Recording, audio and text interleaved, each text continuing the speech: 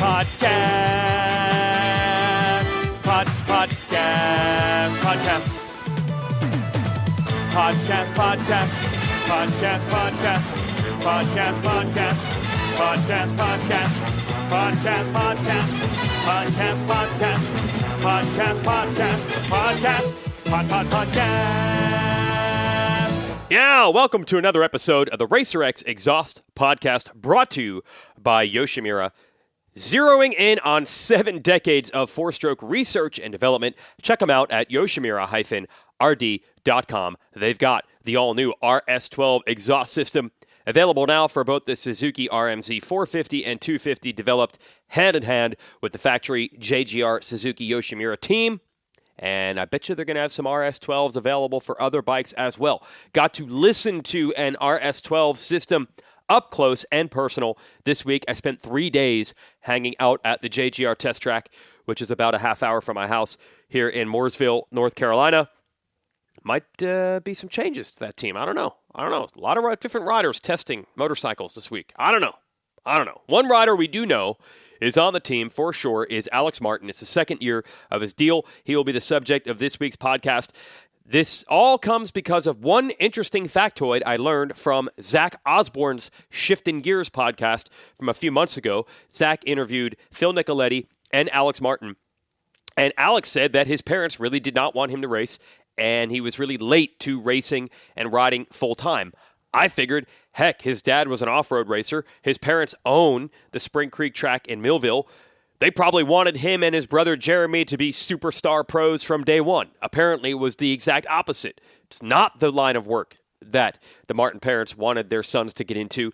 So that helps explain why Alex, even though he's 30 now, one of the older riders in the 250 class, really only found himself as a racer, probably age 25, 26, because he's been working his way through the system where other riders his age were probably 10 years ahead as far as how serious they were taking it and what their goals and dreams were. So that's really the theme of this podcast, all the things Alex has learned that have helped him excel and now be a solid factory rider so late in his career.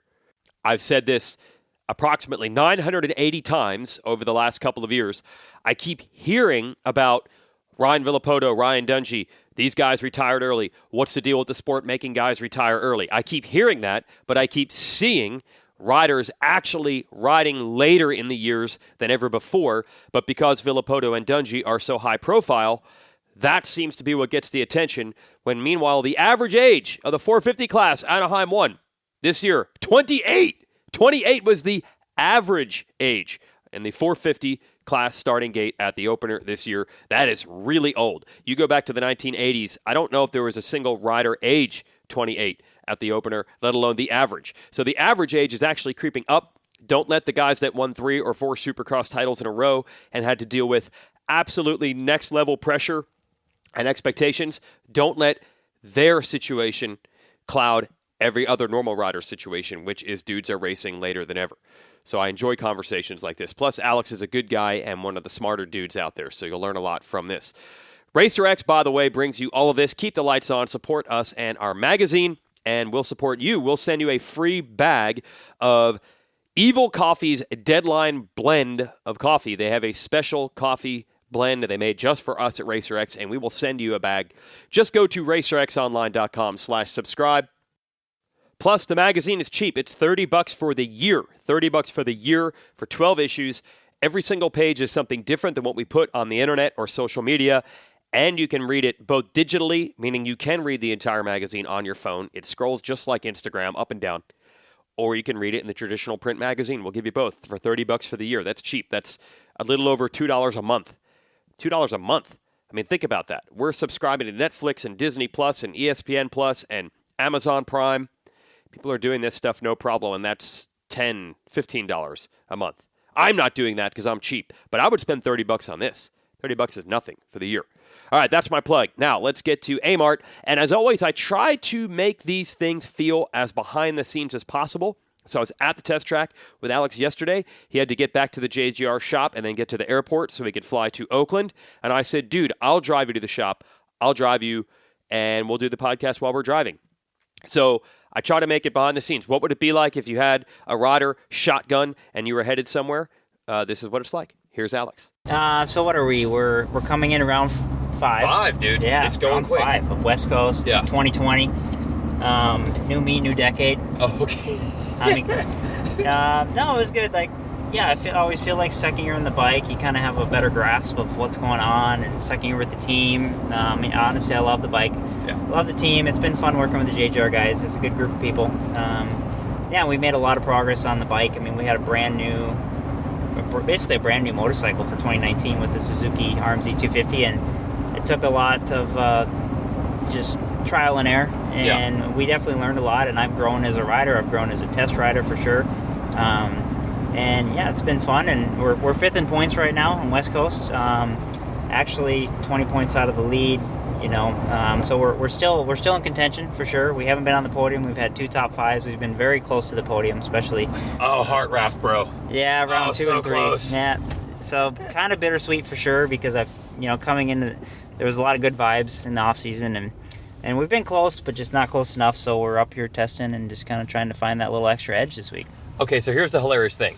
Every rider after the first couple races, or especially after the first race, is like, oh, I got to go back to the test track. And then every fan says, how can they mess that up? So can you explain how that gets messed up? Like, what is different when you get to race day? Because everybody does what you just did. Mm-hmm. I think part of it, too, is you're fine-tuning a setting at the same track for 2 or 3 months straight. Right. So, like, by the time you get to Christmas time, and you're ready to go racing in A1, like, you have that track so dialed and so down, and that's, like, honestly, you're never going to go that fast at a race. Because you just have it so wired. Yeah, right? like, you just don't have a race day. Like, you get, 3 10-minute sessions in practice, and then you go racing, and that's it, and the tracks are rough, they're softer. Like, the other thing I think, too, is they haul in the dirt the week of. Yeah. And for A1, for example, sometimes the dirt can sit in the stadium, and it can get rained on, it can get soft, and, like, honestly, for A1, like, the track was, like, spongy. Some of the jumps were spongy, and that will make your suspension feel like extra soft.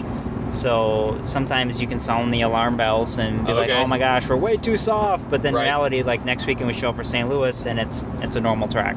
Yeah. The dirt's thawed out, it's been kept indoors, and it's normal. So yeah, a lot of it goes in there's a lot that fans don't see, I guess, with the dirt, and for example, A1 to A2, they have the Monster Jam and the weekend between, and so the monster trucks are out there, and they're, like, basically making the dirt hard packed. So doing donuts and whatnot.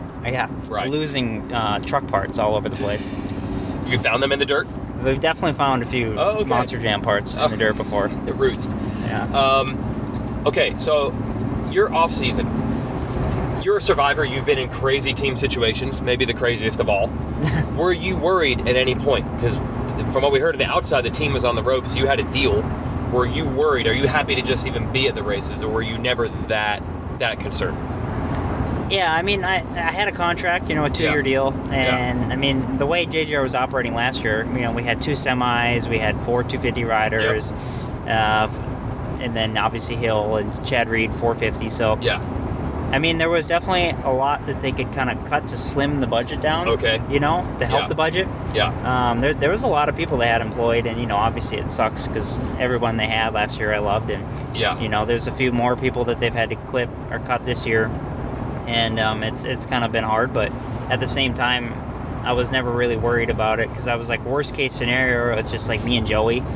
And you had a feeling you'd be racing. I feel like, like they can at least handle 1 or 2 riders on the track, and sell the 1 semi, just have 1 semi, and I think Coy was committed either way. Like, I think Coy is someone that doesn't really want to see his team go down like that. So for sure, I knew we would at least make it to this season. And did your off-season ever get interrupted, or did you have a mechanic, bike, parts, all that stuff whenever you needed it, or was there like a hiccup in it a little bit? No, not at all. I mean, really? I took quite a bit of time off, September, all of September, quite a bit of time in October, and probably in retrospect, maybe a little too much time off. You're old, dude. I was really getting into, like, the breweries. Stop it. Yeah, like, I don't know what it was. I started watching a lot of football. Oh my gosh, Mark. I got YouTube TV, an awesome deal on YouTube TV. So I actually was able to watch TV, not just Netflix. Because I mean, the thing you've not had cable. Yeah, all these years, you know, like Club of Max, staying with Phil, and beat the privateer program. Like we never had TV. So, what about watching races? Does that mean you never actually watch the races? Yeah, I would just like hijack my buddy's, a friend of ours, like DVR code or whatever. Seriously? Direct TV code, and then log in on an app and watch it. Okay. Or something. Okay, so usually you could watch races, but you didn't have cable. Yeah. So we got that. Turn right here? Yeah, left, I think. Oh, left is what I was going to do. Do you not know where you're going? I know when I'm going to go to the highway. Yeah, definitely left here. Oh, okay. Okay. Well, I'm going to the highway, bro. I'm going to the highway. Yeah, so we definitely were into the brewery scene. Really? And the pizza scene. That's your wife, too? Yeah, she's into it. Okay. She's unfortunately at the mercy of whatever my latest thing is. Do you have different things? Do you do this the way you are? Well, I mean, she's a 4th grade teacher. Yeah. Elementary school teacher in Claremont, Florida. Yeah, she has 20 kids, loves her job, so she's been teaching for 2 years now in Claremont. Okay. She taught for 4 years up in Minnesota. So she loves what she's doing, but unfortunately, if she gains weight, I gain weight. That's the... Okay. Yeah, poor Kels, I love you. But, so I came off the off-season for sure a little husky, and, you know, we were definitely cracking the whip in November trying to get back in shape and doing a little bit of testing, and then, obviously, when Joey got hurt, I found out after, Thanksgiving, after the AUS-X, that I was doing West Coast. So it was like, oh, shoot, we really need to start, leaning down a little bit. So I went from 155 down to, 132, I would say, by Anaheim. 132? Yeah. 132, bro. Yeah. Were you that light even when you were so poor you couldn't even probably afford food? Is this, the lightest you've ever been? This is the lightest I've been since probably, 2012. Could you not afford food at that time? Well, there is back in the club days, actually, they had a nutritionist lady that was trying to get Phil and I to buy vitamins and supplements. And we're like, listen, lady, this is $75 a month that we can't afford right now, okay? I can manage without my vitamin C, being at 3,000. This is hilarious. So that leads me into a perfect transition. You gave me these tips on weight loss at St. Louis. Neither you and I are overweight, but it's always good to learn some things. So you got a little strategy here, the going longer distances? Yeah, I mean, I think it's kind of no secret that I'm into the fitness and the training and the diet, that diet plan, that stuff. But now for me, I found a lot of, I'm constantly learning, constantly reading books and listening to podcasts, and I just like to know how things work. Right. And I've definitely felt that I've gotten a big bang for my buck this off-season with just time-restricted eating, intermittent fasting, still eating a very similar amount of calories, I guess, but in a condensed window. Yeah.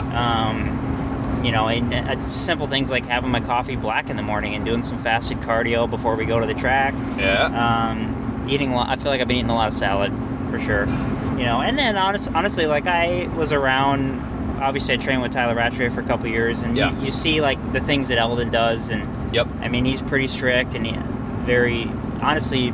I would say the diet plan isn't too much different, I guess, in terms of I do believe in eating red meat. I don't think bacon's bad for you. Okay.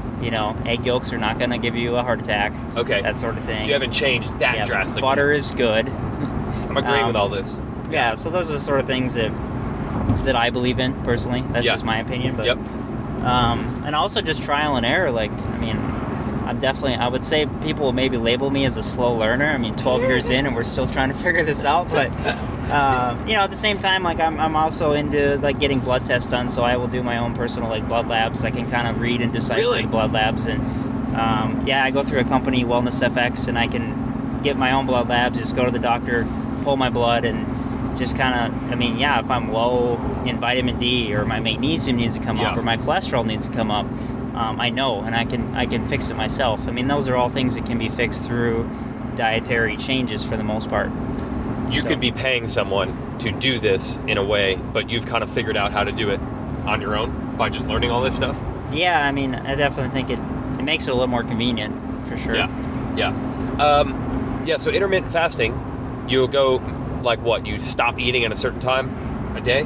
Is that a general, don't eat late at night for starters? Yeah, I guess essentially you're trying to make it 12 to 16 hours. I think for endurance, 16 hours is maybe kind of where you want to be.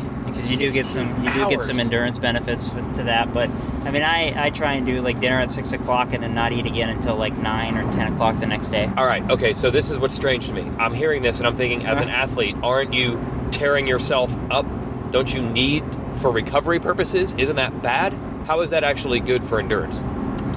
I mean, the thing is, like, I'm supplying my body what it needs throughout the day when I'm training. I see. So, yeah. I mean, honestly, from 6 to 9 o'clock in the morning, like, I'm not really training.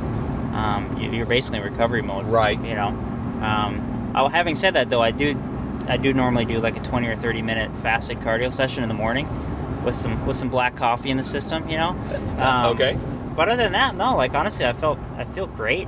Losing a little bit of weight for sure. The energy has been ideal. Yeah, for the most part, at night, honestly, I'm just sitting on the couch watching TV. So, you know, don't need calories then. No, not so much. I mean, if I was absolutely starving, I would eat something. But I'm fine, honestly. You know, I'll just try and drink some water or tea, something like that.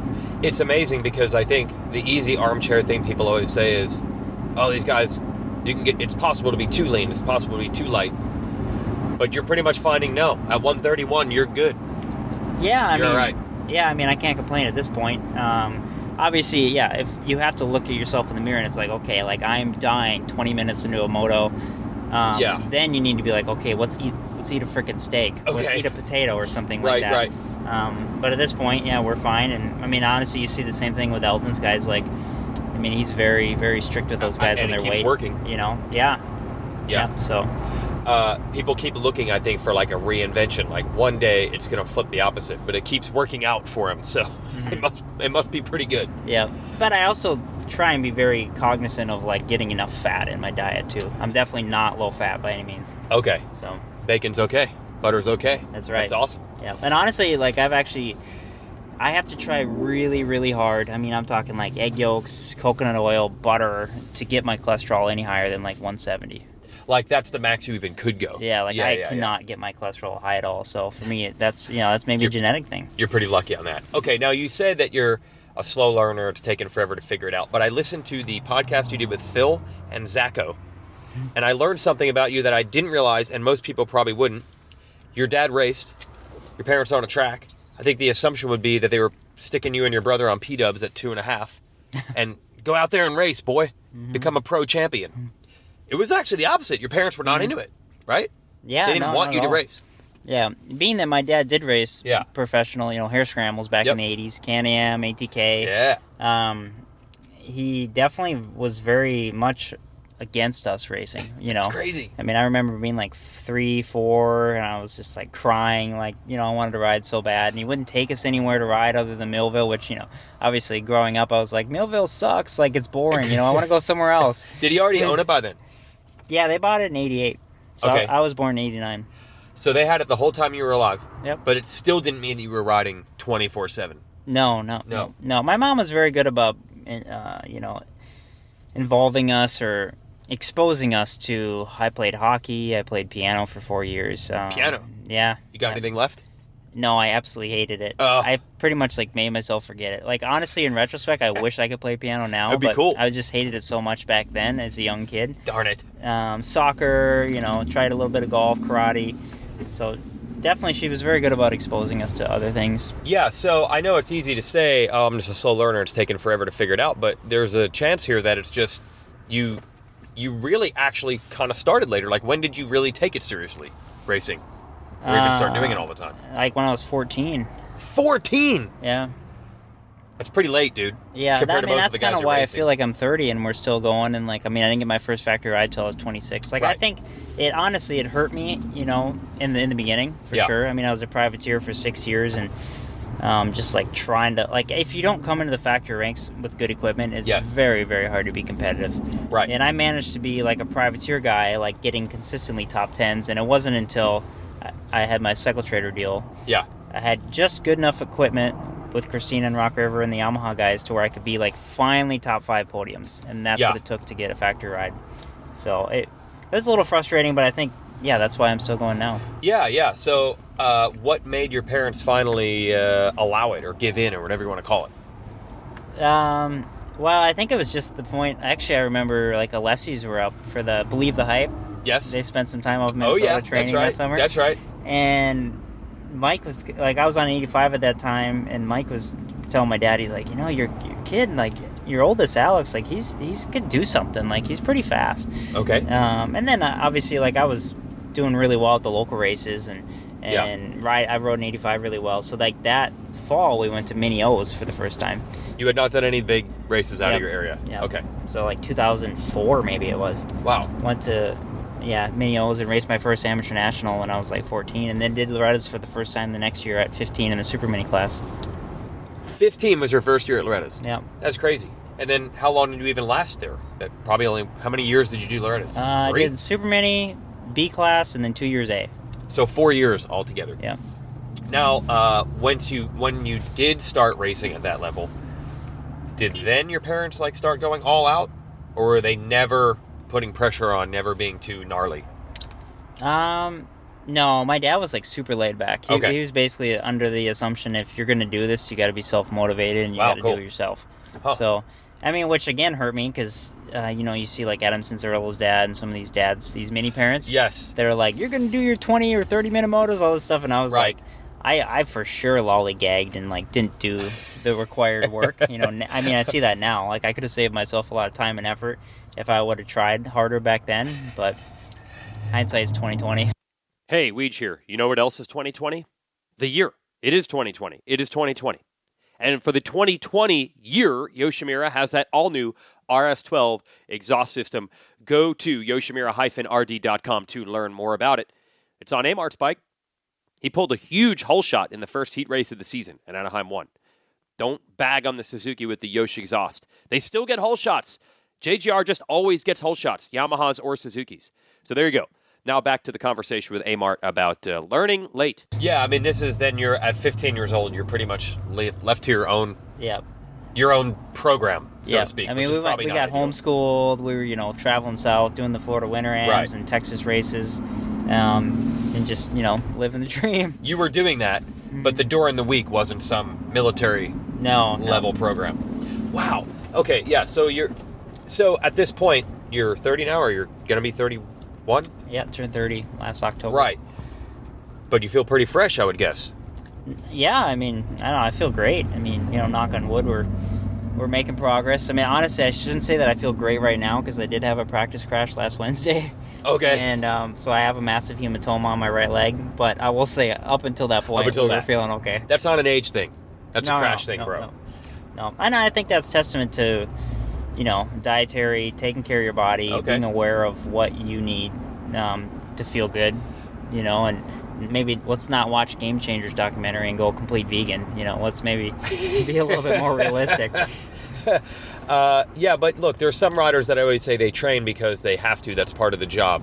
And some that actually train because they want to. I mean, there's people that do triathlons for $0. They just like it. You seem to be more in the latter bracket of, I actually like doing this stuff. I enjoy it almost as a hobby. The stuff that I have to do for work anyway. Yeah. No, it kind of hit me, I guess, in the off season. I was like, turning 30, still being in the 250 class. Yeah. Although I am a little guy, so I've kind of made a career out of it. But just like heading to sandbox every day, it's like, man, I was telling my wife, I was like, I honestly enjoy where we're at right now. Yeah. I enjoy living in Claremont. Not sure if I want to go back to Minnesota and brave those harsh winters yet. And just enjoy the program. And obviously, it's like if you want that program, you have to keep getting the results to keep that program going because it costs money. But I'm enjoying, where I'm at right now in the sport. And it's cool to see like Justin Brayton, 35, factory Honda, like still going hard and still riding really well. And I think that's a testament to if you take care of yourself, that you can last into your 30s. But look, Brayton, dude, his story's the same. Wasn't really taking it seriously at all. At 12, at 15, 16, really maybe 18 is when he first even was like trying. So same thing with you. If you had been age 6, 7, 8, 50s to 65s going for it, do you think you'd be here right now? Or would you already be done? I don't know how you would know this, but you basically got 10 years off at the beginning of your career taking it seriously. That has to help. I mean, honestly, probably not. Yeah. I mean, if you look at the track record, like my graduating class, I did A class twice at Loretta's, but 2008, I raced against Nico Izzy, Austin Stroop, and Trey Kennard. Retired. Yeah, Trey made it the longest, but Yeah. they're all retired. Yep. You know, and then even in 09, a lot of the guys that I raced against, like Taylor Futrell, Stephen Clark. Yep. Yeah, a lot of them aren't racing anymore. Yeah. So as much as we had heard, or I thought on the outside, like, oh, he just needed to get the confidence, you were really just learning.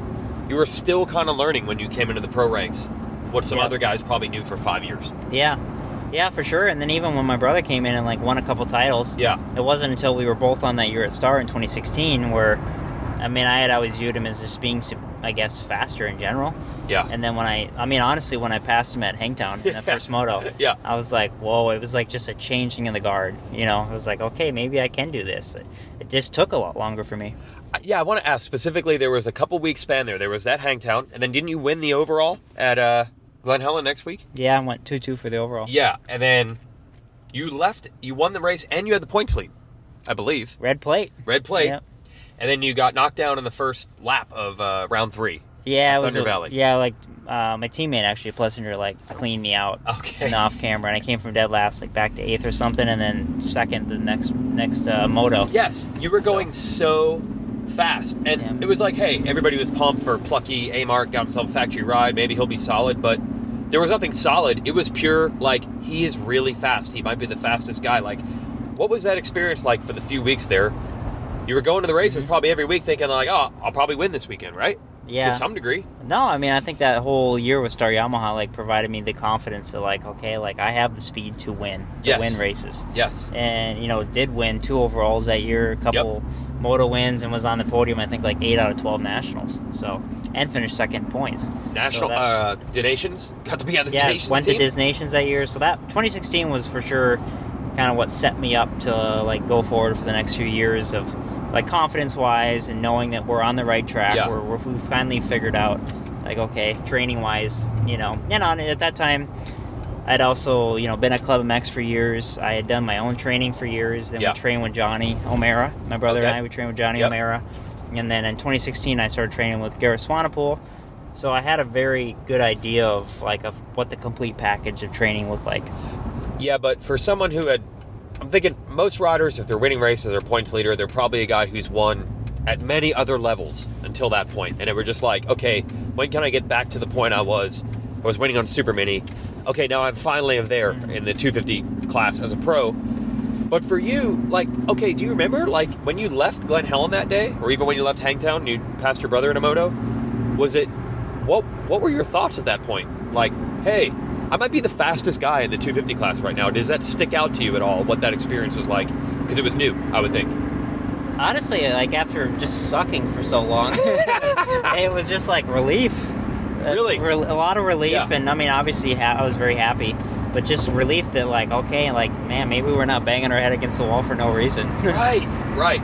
And you and Savacci had some battles early that season. Yeah. It seemed like early on you were the two top guys. Yeah. No, that was actually what's cool with Joey being a JGR teammate this year was it's like I have a lot of respect for him on a racing level because we honestly had a lot of good battles for those few years in the 250 class. And, I mean, shoot, I remember going toe-to-toe with him many times. And, like, one of the probably best moments of my 250 career was winning the overall at Washougal, going 1-2, and Joey was, like, breathing down my neck the whole first moto, and I held him off for the first moto win, and it was just, like, such a great feeling, honestly, to just get that one done. Okay, so what was it that even gave you the vision to even say try it? Like, was it literally Alessi telling your dad when you were 15, like, hey, your kid's pretty good, or did you have a little belief in the back of your mind the whole time, like, if I get a shot, I can do it? It wasn't obvious that you were going to be good. You had to have driven you to try it. So what was that? Well, there was actually a couple of local races that we did. Yeah. Like my parents every year they'd go to Michigan for the Redbud National. Okay. And they're really close with the Richies, so they would help Richies out. And you know, we'd bring along our bikes and we'd go do like the night program, the night race at Redbud. Sure. And that was always a blast. Jeremy and I loved it. And I mean, I remember like pumping up my tires with a bicycle pump, you know, because my dad was like, I don't even know where my dad was. Okay. Like, he's working somewhere. Yeah. But I remember being there and racing against Nico Izzy.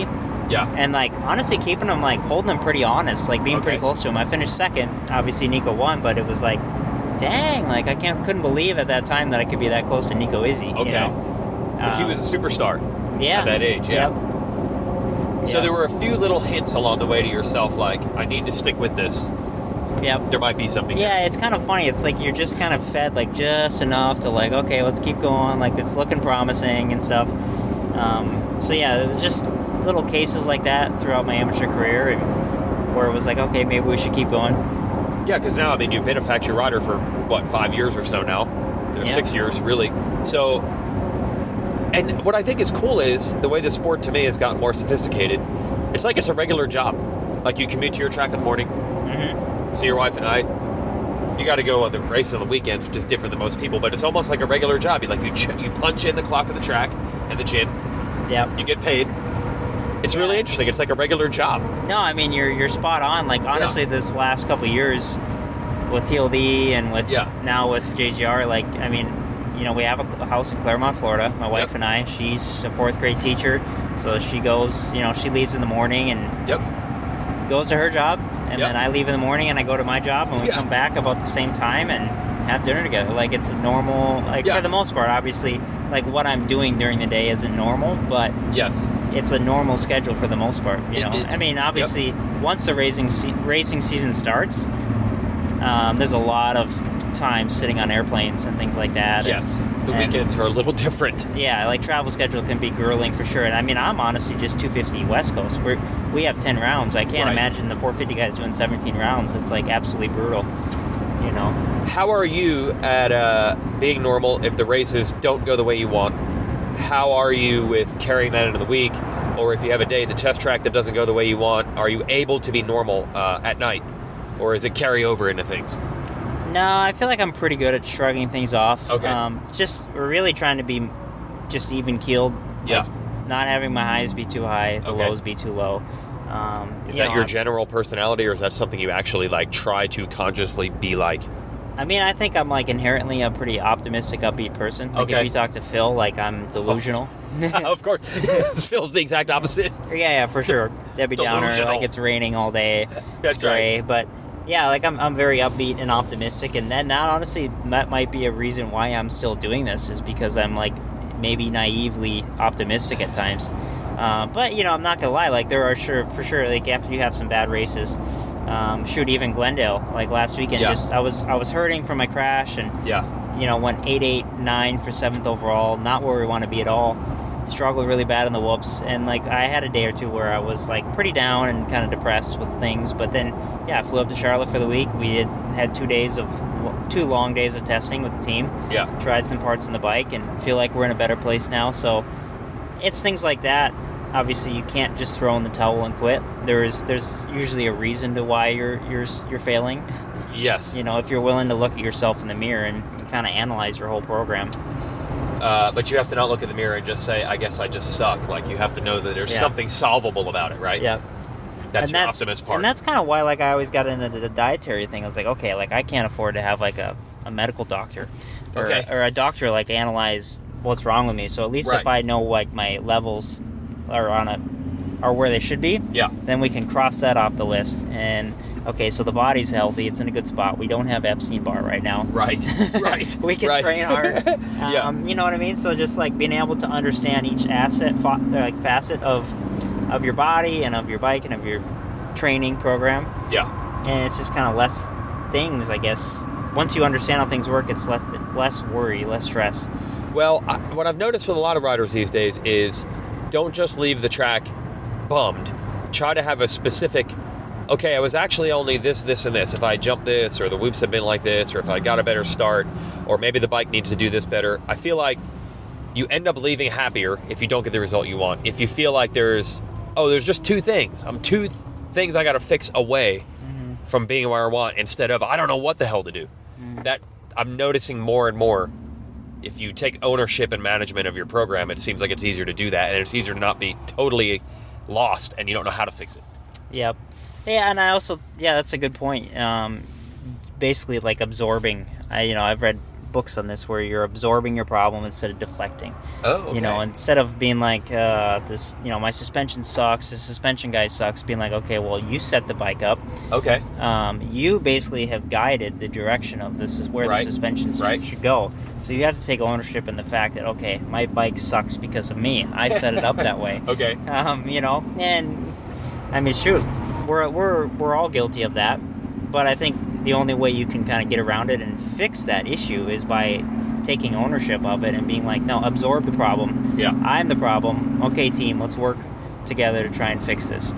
I would assume, though, coming as a privateer for many, many years, testing had to be something relatively new to you. You probably didn't even get enough stuff to even be able to test for a long time. So did you have to learn that at some point? Like, I never had 5 options before. I don't even know what I'm doing.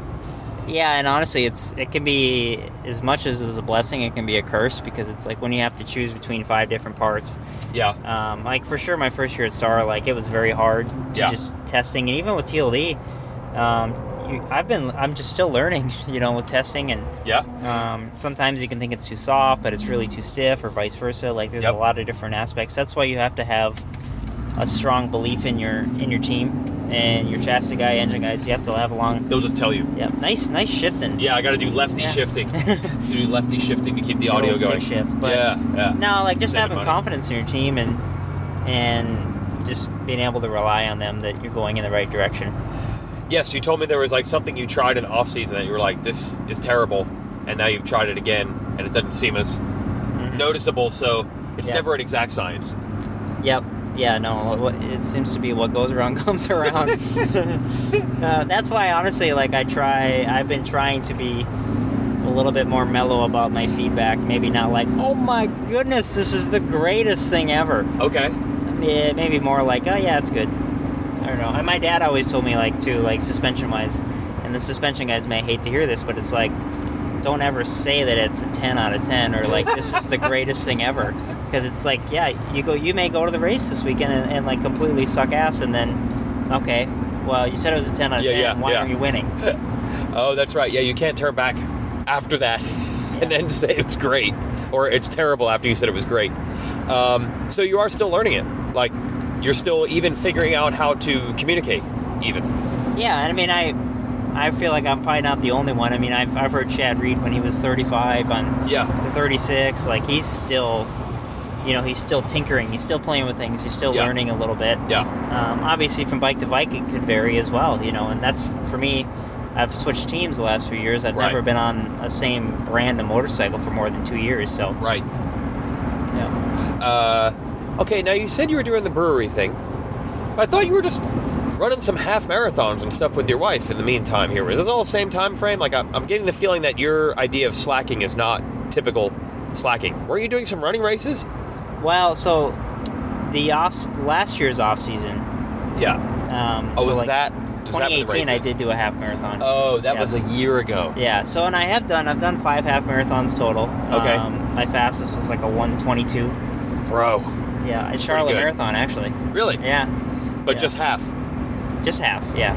You could do the full. So I've been in the range between 122 and 125. That's kind of where all 5 of mine have fell. That's insanity. But this off season, my approach was like, okay, instead of training for something, let's just chill, let the body kind of recharge. Because I mean, honestly, we do have a long season. Yep. I mean, most professional athletes, like if you look across the board, football, baseball, basketball, they all have a pretty long season. So you want to, just try and let your body like recover, absorb the health benefits, I guess, of just not training all the time. Plus, you made it through, I know it was a goal for you last year, you made it through all of Supercross. You had the full season. Yeah. So you had done more races than you had a couple of years before that. So that probably added up. Yeah, for sure. I mean, it can definitely, doing every race throughout the season, it makes it a little bit longer because, with TLD both years, I didn't make it through. I had injuries, broken scapula, broken collarbones. So you obviously... For me, it worked out because I had a little bit more preparation time going into outdoors. Yeah. So for outdoors, I was more prepared. But at the same time, as you know, this Supercross is the priority in the sport. Yeah. So I mean, I would have much rather, trust me, been out there in Supercross getting some podiums and wins, trying to make my resume look better in that way. Well, yeah. So that's the thing. That's why you're 5th in points, but you're not satisfied with how it's gone right now. You want to be on the podium. That's the goal here. Yeah, I mean, absolutely, for sure.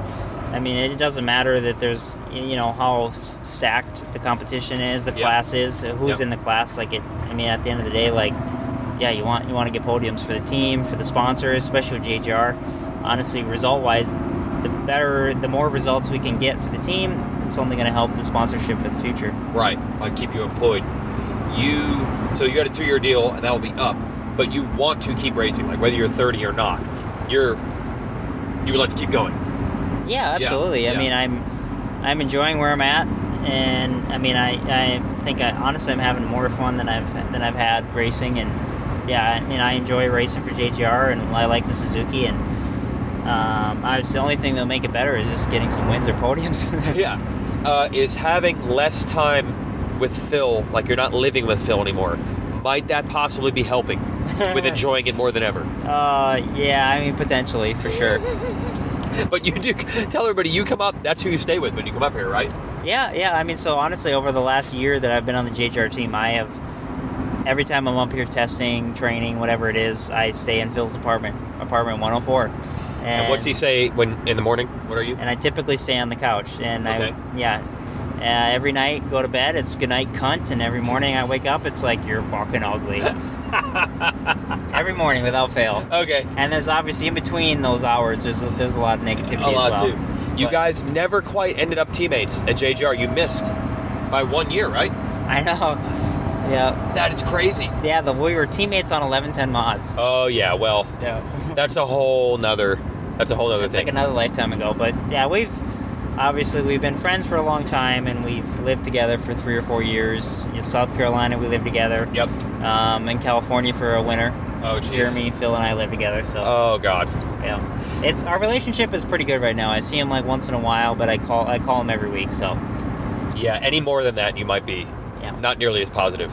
Last thing, do you think that those crazy privateer experiences, 1110 for example, like, okay, so this off season, you seem pretty assured and not really that worried about it, but is that partially because, like, dude, you've been through so much worse than most people at your level? Does that help weather any storm you're really going through? I mean, dude, you've been through a lot to get to this level. Yeah, I mean, kind of, like, in the back of my mind, I'm like, well, I have a factory bike. Yeah. We have a semi. Like, engine-wise, JGR still has a couple engine guys, suspension guys, chassis guys, several mechanics, team manager. I mean, there were, with 1110, like, it was just Chad Sanner and the mechanic. Right. And a black box fan. Oh, the classic black box fan. But those rims were sick, though, Oh, did have good rims? Okay. Right, so if, like, some of the stats get cut or down to one semi, you're still pretty good compared to what you've seen. Yeah, well, and then also on the side of that, too, is, I mean, obviously Coy's probably more involved now, but like if you go to the JGR Christmas parties every year they have, I mean, there's like 600 employees on the NASCAR side. Yeah. So the NASCAR side is massive, and I mean, on top of that, they just went 1, 2, 3 in the NASCAR championship for 2019. So I mean, there's a lot of positive vibes at JGR for sure because of the NASCAR thing. But you were ever tempted? Were you already settled in Florida? Were you ever tempted to move up here when you got this deal, or were you already too settled down there, or why did you stay where you are? I think a lot of it was just my wife having a job down there. Yeah, you were settled. Me enjoying Claremont, like training with Adam and Kenny and Chase Sexton at Moto Sandbox. Good group down there, and then also the fact that you can find like dirt cheap flights. So from Orlando to Charlotte, like, I mean, honestly, $25 to $45 flights. I got to get this down. Yeah. That's blowing my mind. So I mean, the fact that I can literally, it's actually cheaper to fly up here than it is for me to get an Uber to the Orlando airport from my house. The most expensive part of the trip is the Uber. Literally, yeah. Or the airport parking or whatever it would take. So, I mean, that makes it. And if you look at it, too, there's like about probably a dozen flights every day between Orlando and Charlotte. So I see. I'm doing something wrong. Google Flights. Yeah. It's Google Flights. I mean, it's kind of a hidden gem. I didn't realize it until I rode for the team, but I mean, it's super easy to fly up here for the week, ride, train, test, and then fly back home. I respect, again, it being like a real job, I respect that your wife has a regular job, and that's part of the reason you needed to stay there. Every time I see her at a race, she's reading a book. It's just a different situation, I feel, than for a lot of riders. Like, your wife has a real job. That's why you got to stay there. Your wife comes to the race and she's reading books. Like, you're like real adults. Like real regular adults.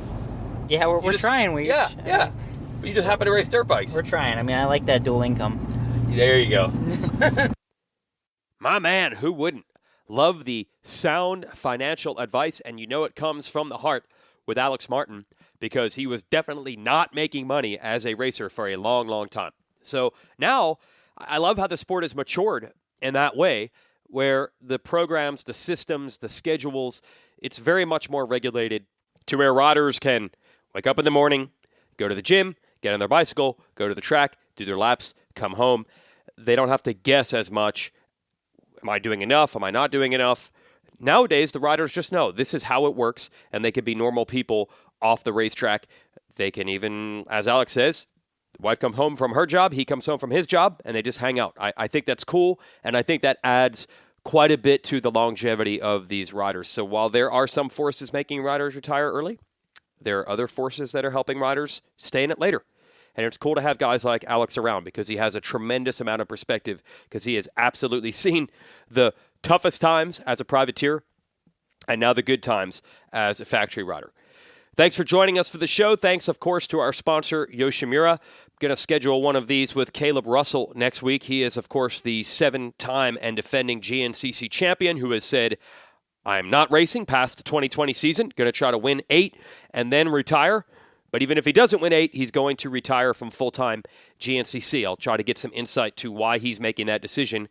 I have a bet that it is the same forces that I talked about with Villopoto and Dungey. It is a completely different world when you win every year all the time. I've heard this before. The fear of losing becomes a whole lot bigger than the actual joy you get from winning. And I just have a hunch that that's going to be exactly the crossroads that he has faced. So that'll be next week, and I've got some other ideas also. Might just pump out 2 of these next week. We'll see. I was just really busy being at the JGR track like every day this week. So I'll try to double up on the Yoshimura Exhaust podcast next week. Thanks for listening.